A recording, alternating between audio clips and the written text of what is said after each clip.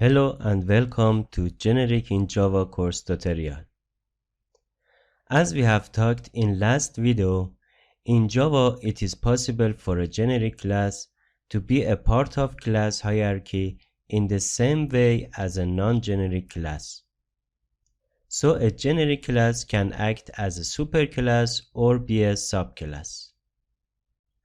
For a non-generic class, it is possible to be the superclass of a generic subclass.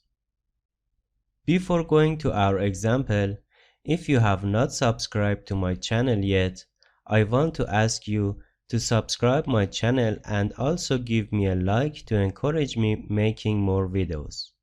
Thank you.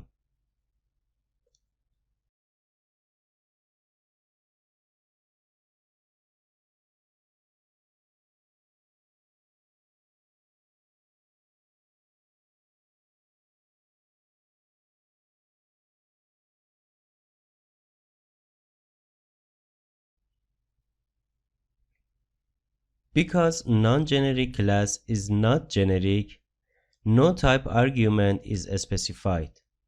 So even though generic declares the type parameter t, it is not needed by non-generic class.